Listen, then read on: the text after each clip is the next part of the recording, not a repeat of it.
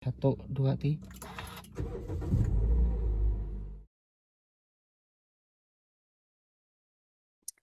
Halo, selamat pagi, siang, sore, atau malam. Dan pada kali ini Jurnal Pop Merah akan memberikan tips membeli mobil Yaris Pak Paul second bagi awam. Nah, ini saya akan menceritakan kisah membeli mobil pertama ya. Dan kebetulan waktu itu dapat Yaris S Limited tahun 2011 dan saya beli di bulan Mei tahun 2022. Nah, kenapa tadi saya ngomong kebetulan? Karena Yaris S Limited ini bukan target utama saya gitu ya. Waktu itu saya udah banyak survei mobil yang ingin saya beli, tapi kebetulan dapatnya ini. Nah, ini dulu awal-awal ya, ketika ingin mencari mobil yang seperti apa untuk first car saya, untuk mobil pertama saya, karena ada kondisi kebutuhan. Jadi sebenarnya mobil itu penting nggak penting, tapi karena waktu itu istri saya sedang hamil dan memang disarankan oleh banyak orang untuk ya jangan dibawa kemana-mana pakai motor gitu ya, terutama kalau kebetulan ada dana, dan waktu itu kebetulan juga sedang ada rezeki, jadi berpikir untuk beli first car.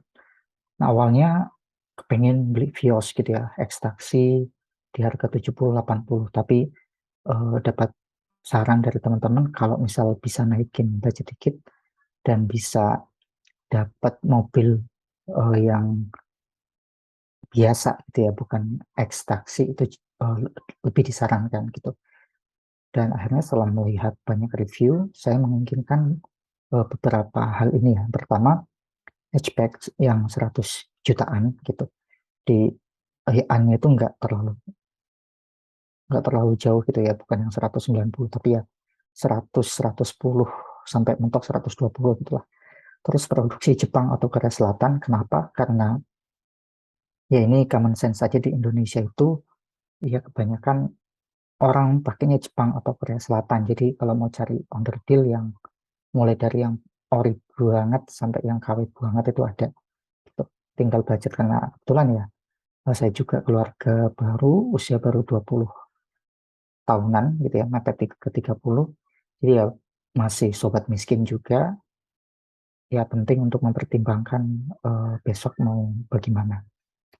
Terus yang ketiga, KM-nya 100 ribuan gitu, jadi jangan terlalu jauh sampai 200 ribu gitu. Terus pengennya juga tipe tertinggi. Kenapa tipe tertinggi? Ini juga saran dari teman-teman yang punya mobil, ya sebaiknya itu ya tipenya yang jangan yang basic gitu, karena dari sisi bahan di beberapa aspek itu ya eh, jauh lebih bagus yang tertinggi gitu.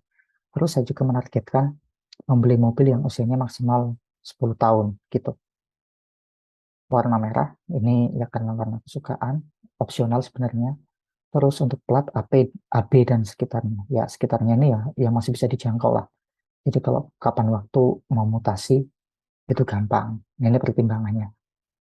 Dan waktu itu saya survei ya di beberapa channel-channel yang review mobil bekas gitu. Muncul beberapa hatchback 100 jutaan yang disarankan. Yang pertama, dan ini dulu menjadi target saya, itu Mirage yang tipe sport gitu ya. Kenapa ya? Karena memang udah kiles, terus dia juga bahannya bagus dan sebagainya. Yang kedua, Nissan March di tahun 2015 ke atas itu juga konon bagus, dan tipe tertingginya udah pakai eh, apa ya, kilas juga. Terus ada Suzuki Swift. Nah, ini di tahun 2012 ya di harga segituan. Kalau 2013 ke atas itu lumayan. Terus ada Honda Jazz, walaupun waktu itu ternyata harganya melambung ya. Waktu awal-awal survei masih 125, 130, karena produksinya itu stop jadi 140-an ke atas yang 2011 bahkan. Terus Yaris bahkan waktu itu ya belum terlalu suka gitu. Terus Mazda tuh ada Kia Rio dan Grand Avega. Grand Avega itu waktu awal pandemi, waktu awal-awal nonton review-review sebenarnya sempat murah ya, sempat 85 sampai 90 jutaan itu udah Matic. Tapi karena pandemi sudah mulai mereda, harganya juga melambung gitu. Nah, dari sekian banyak, saya sempat kepincut dengan Swift karena unik dan sebagainya. Sempat nemu juga di Semarang dan sudah bawa, ada teman yang dia itu inspektor mobil. Saya minta cek, ternyata dia tidak merekomendasikan, jadinya saya batalkan. Terus saya juga sempat cari di Solo, itu dapat harga 117,5. Cuma waktu itu manual gitu. Oh ya, tadi tuh ada satu prasyarat lagi, sebaiknya Matic gitu. Kenapa Matic ya? Alasan teknis sih, biar gampang, dan kebetulan saya juga belajar mobilnya itu dari yang Matic. Terus setelah Swift gagal, saya cari-cari, waktu itu ada yang iklan Mirage, walaupun bukan yang tipe sport ya, tapi yang di bawahnya dikit. Apa itu namanya? Tipe apa? Tapi udah kelas juga gitu. Di harga dia buka 115, tapi waktu itu nego-negoan, dia mentok di harga 110, udah balik nama. Cuma waktu itu masih saya simpan karena Mirage ini kan sebenarnya beda kelas ya kalau dibandingkan dengan Jazz. Waktu itu saya sangat sangat pengen Jazz karena waktu kecil orang pakai Jazz itu kelihatan wah. Nah, jadi waktu ada rezeki gitu ya, kepengen beli mobil, pengen banget punya Jazz, tapi ya udah nggak kejangkau juga sih harganya. Terus saya cari-cari info lain, mempertimbangkan ada Mazda, Kia Rio, dan lain-lain. Kebetulan jam 12 malam, waktu saya searching kayak gitu, itu ada orang posting jual Yaris S Limited gitu. Dan eh, posisinya dia di Klaten, sementara saya di Jogja, jadi cukup dekat. Saya chat, kira-kira masih ada nggak barangnya. Itu jam 23.58 kalau nggak salah saya chat. Dibalas jam 3-an, mungkin beliaunya sedang tahajud atau apa. Dia bilang masih gitu. Tapi waktu itu saya buka jam tengah 6 setelah subuh juga. Akhirnya chat ulang kapan bisa dilihat. Dan dia bilang ya hari ini juga bisa, tinggal kapan janjian gitu ya. Dan ini yang harus dipahami oleh orang-orang yang ingin beli eh, mobil second itu ya. Yang pertama, mobil second pasti ada kekurangan, apalagi usia di atas 10 tahun. Yang kedua, utamakan unit yang dirawat, agak mahal gak apa-apa, bawa inspektor berpengalaman atau banyak belajar cara cek basicnya di YouTube. Nah, ini hal yang sebelum saya ketemuan dengan bapaknya itu ya, itu nonton beberapa review-review, ya kurang lebih mereka kebanyakan ngomong kayak gini, jangan punya ekspektasi lebih terhadap mobil bekas, namanya bekas kan gitu. Nah, akhirnya waktu itu saya survei, saya ngajak eh, dua orang, yaitu istri saya dan satu teman. Eh, Teman ini saya ini sih pinjam mobilnya ya, sekalian orangnya untuk ngantar ke sana gitu. Karena kalau pakai motor, itu tadi karena istri saya hamil agak kesusahan, akhirnya saya minta tolong ke teman saya untuk membawa saya ke Klaten menggunakan mobilnya.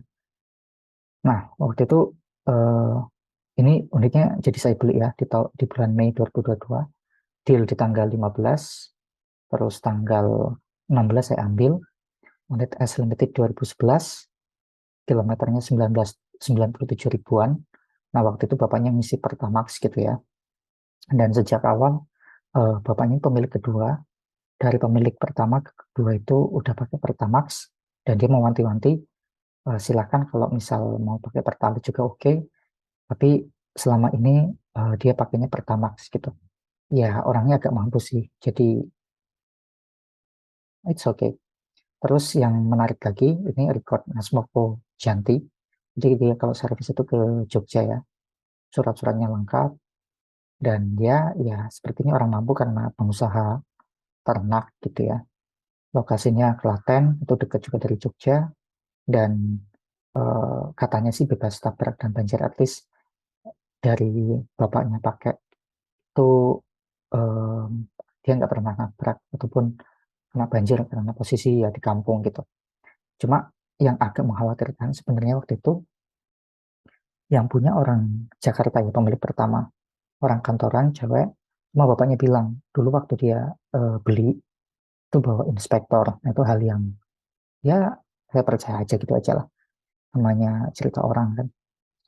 Terus minusnya ini sebenarnya melanggar kriteria ya yang saya cari, karena usianya di atas 10 tahun. Kalau ini beli di 2011 atau terbit di 2011 berarti ini tepat 11 tahun gitu ya. Tapi saya kemudian sedikit bernegosiasi, it's okay lah gitu. Terus ada beberapa lecet gitu ya di bagian bumper, di ya bekas cakaran-cakaran ayam ataupun kucing, tapi masih di tahapan wajar gitu. Terus ada bekas dempul di belakang, terutama itu kurang rapi, ada agak pecah-pecah. Cuma kalau kata reviewer handal, kalau cuma kayak gitu sih masih bisa dimaklumin gitu. It's okay, gak apa-apa.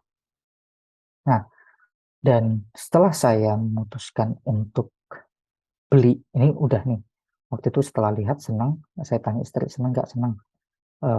Akhirnya kami beli. Dan jujur waktu itu kami nggak bawa inspektor gitu ya. Hanya modal nekat, modal seneng, modal cek-cek seadanya gitu. Nanti triknya seperti apa akan saya jelaskan di belakang. Dan setelah oke, saya baru belajar tentang Yaris gitu. Di Yaris itu ternyata mengalami banyak facelift gitu. Ya pertama seperti ini di tahun 2006 sampai 2008 ini orang-orang menyebutnya bakpao, dan nanti sampai di tahun 2013 itu bentuknya masih ya kurang lebih sama gitu. Bedanya paling di ini belakangnya ya, di eksterior belakang. Tapi overall kalau dilihat dari depan itu nggak ada perbedaan signifikan. Paling ya kalau kita amatin sini ya, di bumper ini beda ya. Ini cuma kayak gini. Tapi ya nggak terlalu menonjol beda kalau kita bandingkan dengan ya senajan ojo dibanding-banding ya, tapi kalau kayak mobil lain kalau facelift biasanya perbedaannya jauh. Tapi bakpao itu dari tahun 2006 sampai ke tahun 2013 itu bentuknya kayak gini membulat gitu. Nah, waktu itu saya sebenarnya faktor kurang melirik Yaris itu karena bentuknya yang bulat. Saya kurang suka gitu ya waktu lihat di YouTube gitu. Dan saya juga kalau di jalan jarang memperhatikan. Tapi ternyata waktu lihat langsung unitnya itu kayak ada cinta pada pandangan pertama gitu, langsung senang. Senang waktu dicek-cek juga nggak ada problem, cek-cek basic tadi ya. Terus akhirnya kita memutuskan untuk beli gitu. Nah ini tadi enak untuk lihatnya, asik. Apalagi waktu itu kan waktu saya sampai ke tempatnya, beliau itu ternyata sedang selesai belanja, baru balik ke rumah. Oh, pas-pasan itu langsung mak teratap senangnya gitu. Ini plat AD, plat Klaten. Terus ini, nah ini awal saya chat ya, di jam 23.58, terus 15 Mei dia membalas jam 3.39. Saya langsung ketemuan, ini di dekat rumahnya. Intinya waktu itu saya agak riweh lah kayak pembeli pada umumnya gitu. Terus saya lihat-lihat, oke, dan waktu itu juga sempat video call sama temen yang, atau ya bukan teman sih, saudara yang paham mobil atau minimal punya mobil lama lah. Dia suruh ngecek ABC, kita lakukan pengecekan sesuai arahan, nggak ada problem. Nah, waktu itu problemnya adalah di harga gitu. Dia memberi tawaran 119. Saya saya waktu itu kepenginnya dapat di harga 115. Tapi susah banget, terus mentok di harga. Dia bilang kalau di atas, atau kalau di apa kok di atas.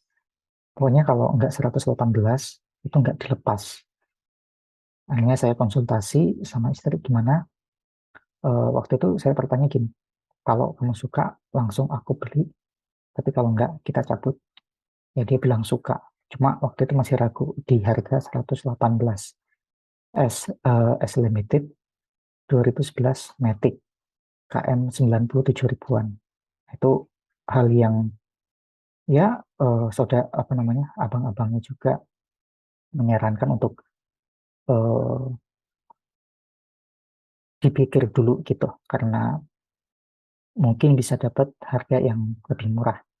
Tapi kalau saya sih pragmatis ya, kalau suka dan paling selisihnya 2 juta 3 juta, ya kenapa nggak dibeli, daripada kita nyari lagi terus dan unit yang kita sukai tiba-tiba diambil orang, itu kan jauh lebih menyakitkan gitu. Akhirnya saya tanya, ini untuk harga 118 nanti dapatnya apa? Dia bilang ban empat-empatnya diganti. Nah, waktu searching, harga satu ban itu 600 800-an ya. Jadi ya, oh, it's okay lah. Langsung saya DP 18 juta waktu itu. Deal. Dan di hari selanjutnya, em, saya ambil unit, itu langsung lunasin. Ya, untuk membeli mobil sebenarnya cash atau nyicil itu tergantung ya. Kalau kebetulan lagi megang duit, itu sebisa mungkin langsung cash aja. Tapi kalau misal memang budgetnya terbatas dan digunakan untuk banyak hal, kredit pun bisa menjadi pilihan. Yang penting membeli mobil itu berdasarkan kebutuhan, bukan keinginan gitu. Nah, benar gitu ya. Jadi setelah saya beli di bulan Mei, saya cek lagi beberapa hari kemudian itu mulai naik merangkak. Bukannya turun gitu ya. Di S Limited itu banyak yang membandrol 115. Tapi kalau kita buka informasinya, 115 itu harga nyicil gitu ya, harga cicilan. Tapi kalau untuk cash itu rata-rata 125, nego tipis paling tapi ya 123, 100 apa, dan itu KM-nya tinggi-tinggi. Nah, ini barusan kemarin saya cek ya, di bulan September, di bulan ini banyak yang jual dan apa di kriteria yang saya cantumkan tadi itu ya di harga seginian 125 dan 130. Cuma 135 pun 125 pun itu ternyata kalau dibuka ya harga cashnya 135 juta nego.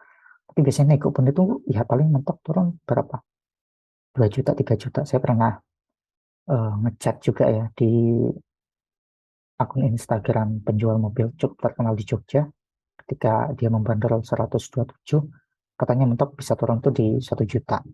Jadi ya paling ini nego-nego cuma 134. Dan ini pun KM-nya ongoingnya 131.000, jauh di atas Yaris yang saya beli. Platnya D lagi, ini kalau mau mutasi susah. Nah, kalau yang saya beli kebetulan bapaknya itu ya mungkin di sana, um, memang turun-temurun di sana. Kemarin waktu perpanjang pajak pun bisa pinjam KTP-nya, jadi orangnya enakan banget. Waktu kesana pun kemarin ya sempat dia ngomong ya agak dalam tanda kutip gelo, nyesel gitu ya menjual Yarisnya. Dia menjual mobilnya karena kepengen beli yang kapasitasnya lebih gede gitu, karena uh, keluarganya udah lumayan banyak. Terus ya katanya mobil Yaris itu lebih enak dibanding mobilnya yang sekarang. Itu Rush tahun 2016 kalau nggak salah. Itu ya intermezzo gitulah. Ada yang jual 130, bahkan di kota lain ada yang jual di 140, 150. Jadi saya sangat bersyukur waktu itu ngotot beli waktu itu juga gitu.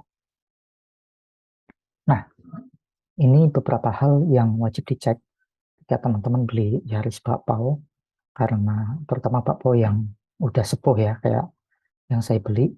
Tapi menurut banyak orang Bakpao tahun 2006 pun masih enak gitu. Ada satu temanku yang dia beli Bakpao 2007 tapi S limited juga.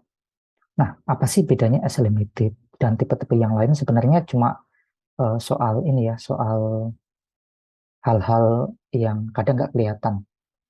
Kayak bahan nanti ada apa? Ada kerumnya. Yang paling ketara sih antara S limited dengan tipe S bahkan ya. Itu di keyless gitu. Jadi nggak pakai kunci, pakainya remote. Terus kalau di bawah S itu ada namanya apa ya? Aku lupa kalau Yaris apa. Kalau nggak salah ada E. ada J tapi duluan E atau J ya, di antara itulah. J dulu kayaknya, J, terus E, terus S. Nah, S Limited itu versi S, cuma dia itu CBU atau unitnya asli seperti yang ada di negara yang rakit di Thailand kalau nggak salah, atau Jepang bahkan. Ah, saya kurang ini, coba nanti teman-teman bisa cari informasinya lebih lanjut. Cuma waktu itu benar-benar sampai sekarang bahkan saya agak buta ya soal eh, apa itu J, apa itu E, apa itu S gitu. Yang jelas saya cari info tipe tertingginya itu memang S. Makanya saya carinya juga S waktu di cari di XL Autos dan OLX Autos di Facebook Marketplace di mobil 123 itu kata kuncinya ya eh, ada S-nya. Terutama setelah membanding-bandingkan setelah saya deal dan bayar di 18 juta itu agak agak bertanya-tanya ini kemahalan apa enggak. Makanya sering cari-cari. Nah, di hari yang sama sebenarnya saya lagi apa bukan deal sih tapi kayak tanya-tanya Mirage eh, yang tipe tipe tipe apa ya? Tipe yang tertinggi pokoknya. Belum sport. Tapi waktu itu saya exit ya. Oke, Mirage exit. Tapi waktu itu saya akhirnya batalkan karena udah kadung DP. Ya wes, akhirnya memantapkan diri untuk beli Yaris. Nah, ini 9 hal yang wajib dicek oleh teman-teman, terutama yang nggak bawa inspektor kayak saya yang nekat. Dan saya juga modalnya ya latihan ataupun dapat informasinya dari YouTube gitu. YouTube-nya Mas Wahid, YouTube-nya Inspektor Mobil, terus Karamudi, dan lain sebagainya. Pertama itu sealernya ya. Sealer itu yang kayak garis di pintu, di kap mesin, di mana-mana. Nah itu coba ditekan-tekan-tekan. Kalau misal masih bisa ditekan alias agak lentur, itu biasanya belum pernah mengalami insiden. Nah nanti kalau ini coba lihat di beberapa reviewer gitu ya. Sealernya itu penting karena kalau itu bekas tabrakan itu kan pasti dilas. Nah, las itu nggak selembut ataupun selentur, bukan nggak lembut dan lentur juga sih, tapi at least kalau dipencet-pencet itu masih ada bekasnya gitu. Nah, itu di kap mesin, di pintu-pintu, ya pastikan aja itu nggak bekas insiden. Saya juga pernah ya tanya ke beberapa teman, kalau beli mobil bekas itu yang penting bukan bekas tabrakan besar. Kalau mesin ada kerusakan itu bisa diganti, tapi kalau udah kena sasisnya ataupun mobil bekas guling itu mengakibatkan nggak stabil dan itu rawan bagi safety kita. Terus yang kedua setelah sealer, saya juga cek knalpot, memastikan ada rembesan apa enggak. Kalau misal itu basah, itu biasanya ada yang bocor gitu. Terus yang ngeceknya sambil dinyalain juga nggak apa-apa, biar tahu gitu ya, apakah mesinnya bermasalah apa enggak. Yang ketiga itu suara mesin, ya pastikan lembut, nggak ada suara-suara aneh, walaupun ya setiap mobil itu punya karakter masing-masing, tapi kita tentu punya ini ya, punya kecenderungan untuk merasakan mana suara-suara yang enak dan mana yang enggak. Terus suhu AC ini juga penting, masih dingin apa enggak. Walaupun kadang-kadang mesin apa AC ini enggak dingin karena kotor ya. Tapi kalau dingin itu menandakan mobil ini dirawat ataupun seenggaknya sebelum dijual itu diservis dulu. Terus automaticnya. Nah ini caranya gimana? Kapan-kapan saya bikin contohnya. Tapi teman-teman juga bisa cari di tempat yang lain. Itu ngetes tanpa digas. Apakah mobil ini bisa jalan apa enggak.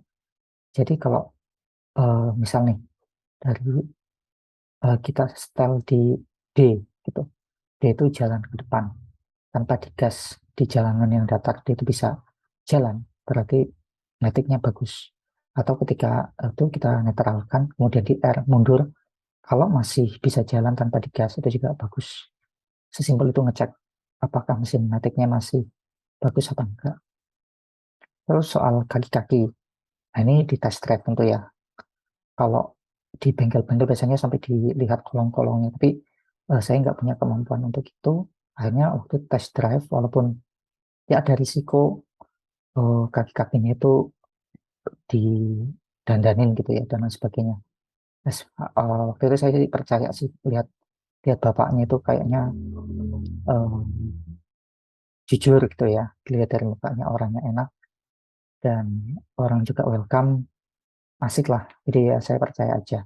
Waktu di test drive itu pun mobilnya enak. Terus baut di kap mesin terutama itu kan biasanya ada warna merah gitu ya.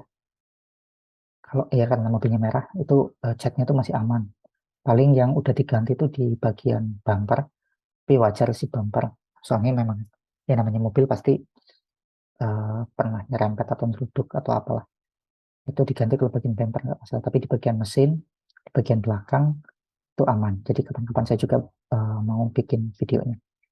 Soal kelengkapan, kelengkapan ini ya mulai em, apa ban serep, terus dongkrak, apalagi ya yang ada itu ban serep, dongkrak, ya paling itu sih kalau di unitnya. Atau tutup. Nah tutup itu kadang penting di Yaris, tutup di bagasi belakang. Kapan-kapan tak bikinin reviewnya secara lebih ini ya, lebih komprehensif. Sekarang kita ngomong tips dulu. Terus kelengkapan yang lain, surat-surat, BPKB, STNK, terus kalau dia nyimpen bahkan sampai record servisnya, itu lebih diutamakan. Menandakan dia itu aware sama mobilnya, kondisi mobilnya. Dan terakhir tentu saja, kalau kebetulan dapat unit yang record di bengkel resmi, ini jauh lebih baik karena kita bisa ngecek apa aja part yang diganti, apa aja part yang sudah apa ya pernah dilakukan pergantian sama si pemilik sebelumnya. Itu awal-awal juga pernah saya lakukan. Jadi waktu itu mobilnya sempat ngadat, baru beli 4 hari, tiba-tiba itu ada suara nggak enak. Ternyata drive beltnya itu yang udah aus, tapi katanya masih tetap wajar. Kemudian beberapa hari, sekitar 3 hari setelah itu screen-nya rusak. Apa waktu itu nggak tahu ya, belum ada diagnosis yang jelas. Tapi waktu dibawa ke Nasmoko, jam 9 pagi saya masukkan, sampai jam 4 sore baru ketemu ternyata ada em, apa ya bagian screen-nya yang udah aus. Jadi cuma ganti itu doang. Tapi setelah 2 insiden memperbaiki ini selesai, alhamdulillah sampai hari ini nggak ada persoalan. Yang jadi masalah ya BBM naik ya. Jadi ini membebani banget bagi teman-teman yang ya beli mobil itu bukan karena dia kaya, tapi karena kebutuhan. Dan ya punya mobil itu bukan berarti kaya. Itu sih mungkin yang perlu dipahami pengambil kebijakan ya. Jadi nggak melulu soal wah ini nyatanya bisa beli mobil, pasti orang mampu, ini salah sasaran dan sebagainya. Enggak juga.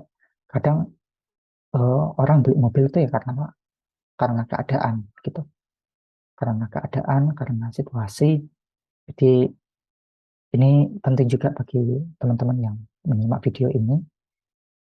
Ya mungkin teman-teman kalau ini ya kalau melihat ada orang tuturkan di jalan, selalu yang disalahkan mobilnya ini orang kaya gini, padahal kadang-kadang ya rental, kadang-kadang itu tadi kondisinya beli mobil yang bekas atau minta lungsuran dari keluarganya dan lain sebagainya dan lain sebagainya gitu.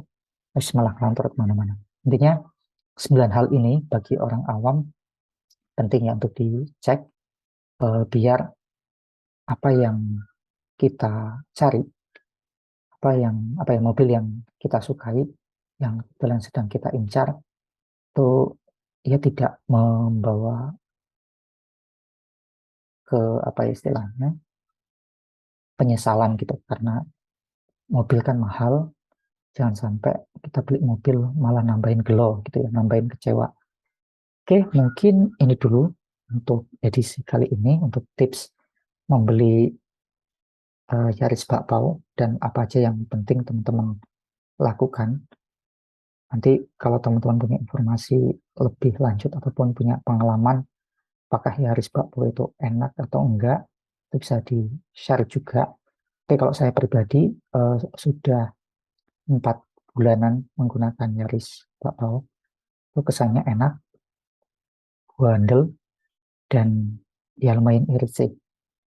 Enggak seboros yang dibayangkan gitu. Awalnya kan, wah, mestinya 1500 cc itu lebih boros daripada Mirage ataupun Brio gitu ya.